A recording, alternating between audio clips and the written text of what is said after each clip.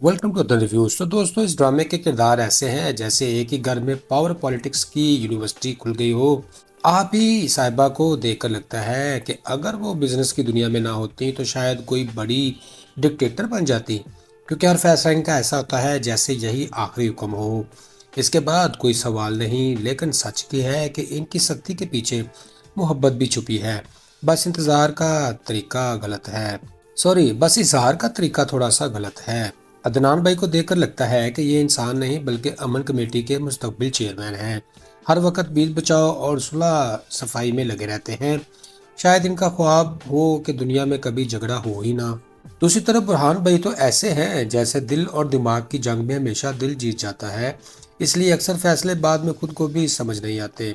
उस्मान भाई का हाल ये है कि वो हर वक्त स्टार्टअप मूड में रहते हैं। बस मौका मिले और वो कंपनी के सीईओ बन जाएं, चाहे अभी आइडिया ही मुकम्मल हो। मजमूई तौर पर ये सब किरदार एक दूसरे के बगैर मुकम्मल ही नहीं, क्योंकि अगर आप ही ना हो तो ये लोग बिखर जाएं, और अगर ये लोग ना हो तो आप ही का डिसिप्लिन बोर हो जाए। दोस्तों, ड्रामा इसी टकराव की वजह से मज़ेदार है, जैसे एक ही प्लेट में मीठा और मिर्चें दोनों पड़ी हों। नाज़रीन, आने वाले एपिसोड में ड्रामा सारा आपी की कहानी मज़ीद पेचीदा और जज्बाती मोड़ लेगी, क्योंकि घर के तीनों भाई अदनान, बुरहान और उस्मान अपने फैसले पर कायम रहने की कोशिश करेंगे और आपी के खिलाफ खुलकर खड़े हो जाएंगे।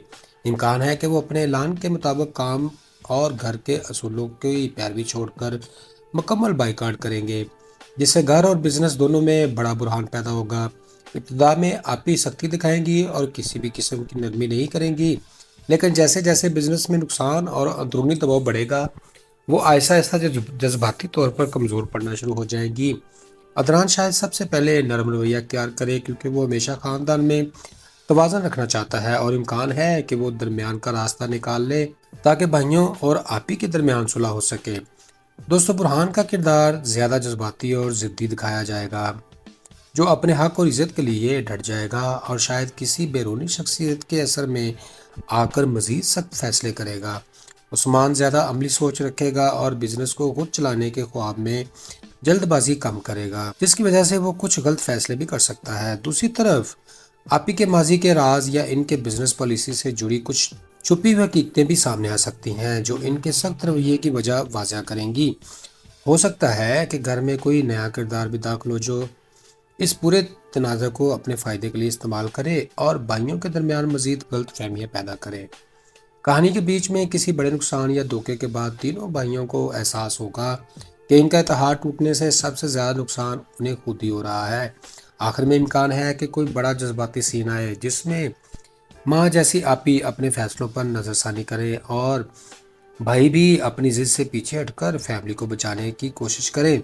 लेकिन इससे पहले कई तलख झगड़े, गलतफहमियां और जज्बाती टूट फूट जरूर देखने को मिलेगी, जो ड्रामे को मजीद ट्विस्टी बनाएंगे।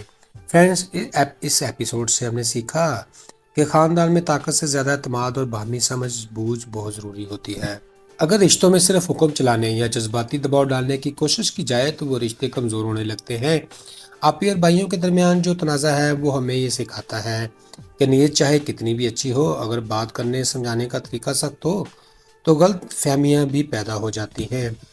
दूसरी तरफ भाइयों का रवैया ये बताता है कि जल्दबाजी में बगावत या बायकॉट जैसे फैसले अक्सर नुकसान देते हैं। असल कामयाबी तब होती है जब हर फरीक ठंडे दिल से बात करे और दरमियानी रास्ता निकाले। ये भी सबक मिलता है कि इज्जत और हक दोनों अहम हैं, मगर इनके लिए सब्र और हिकमत भी ज़रूरी है।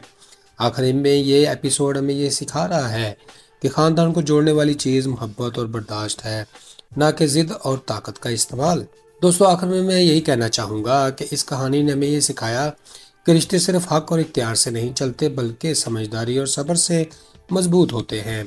कभी कभी हम अपने गुस्से और अना में ऐसे फैसले ले लेते हैं जो बाद में हमें नुकसान देते हैं, और इस ड्रामे के किरदार ने हमें ये बता दिया कि इख्तलाफ होना फितरी बात है, लेकिन असल इम्तिहान ये है कि हम इख्तलाफ के बावजूद एक दूसरे को कैसे लेकर चलते हैं। तो दोस्तों, अगर आपको आज की वीडियो पसंद आई हो तो इसको लाइक कर दें, चैनल को सब्सक्राइब कर दें और कमेंट्स में ज़रूर बताएं कि आपके ख्याल में नेक्स्ट एपिसोड में क्या होना चाहिए।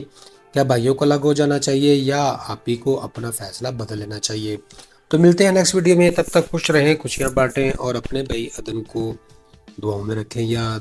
Good bye, see you again.